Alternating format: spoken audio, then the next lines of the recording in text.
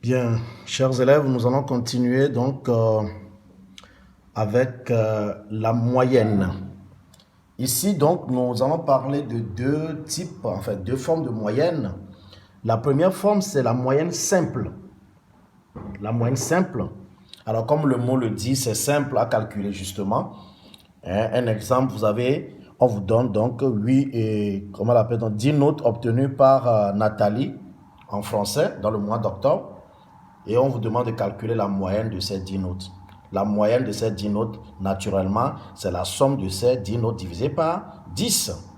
C'est simple, c'est pas compliqué. Si on vous donne un certain nombre de caractères, quantitatifs bien sûr, et on vous dit de calculer la moyenne, vous faites l'addition de toutes les valeurs divisées par le nombre de valeurs. Hein? Donc, c'est la même chose. Alors, la moyenne d'une série statique est le quotient obtenu en divisant donc la somme de toutes les valeurs par l'effectif total. D'accord? Et là, je sais que tout le monde sait le faire. Et alors, vous pouvez vous-même essayer donc de calculer la moyenne de la note, la note moyenne de Nathalie en français au mois de 14, dans le mois d'octobre. Alors, maintenant, nous allons continuer en parlant maintenant d'une seconde forme de moyenne qu'on appelle la moyenne pondérée. La moyenne pondérée est souvent utilisée lorsque nous avons plusieurs données qui se répètent.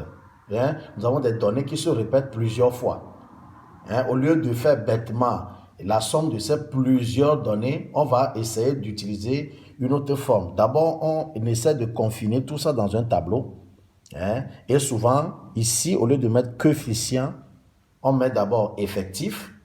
Et donc, ici, quel est le sens de l'effectif ici? Ça veut dire que quand je mets 3, là, ça veut dire que 3, on a 3 personnes, 3 élèves qui ont eu 8. Un élève qui a eu 18, 3 qui ont eu 13, 2 qui ont eu 12, 3 qui ont eu 7. C'est ce que ça signifie.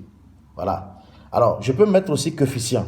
Si je mets coefficient, ça veut dire que la note que je prends, 8, je lui attribue coefficient 3. 18, je lui donne coefficient 1. Et donc, si je vais calculer la moyenne, je tiens compte de la somme des coefficients en ce moment. Si je vais calculer la moyenne de la classe, si c'est effectif ici, je tiens compte de la somme. D'abord, je multiplie chaque effectif par la moyenne. Donc, c'est ça qu'on appelle la moyenne pondérée. C'est la technique de la moyenne pondérée.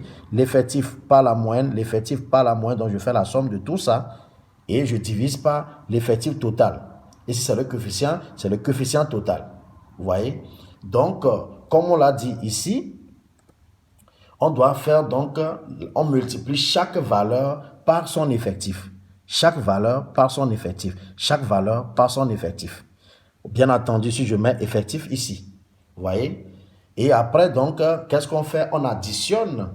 Quand on multiplie chaque valeur par son effectif, on additionne les produits et après, on divise par l'effectif total. Ou bien si c'est les coefficients, c'est la somme de tous les coefficients.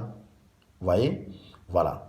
Alors, comme exemple, on a dit voici les notes de 20 élèves pour un trimestre. Hein? Les notes sont affectées de coefficients. Donc ici, dans ce cas, chaque note est affectée de coefficients. Et on nous demande de calculer la moyenne. Essayez de faire cet exercice-là pour calculer la moyenne en utilisant la méthode pondérée, donc la moyenne pondérée, pour faire la même chose.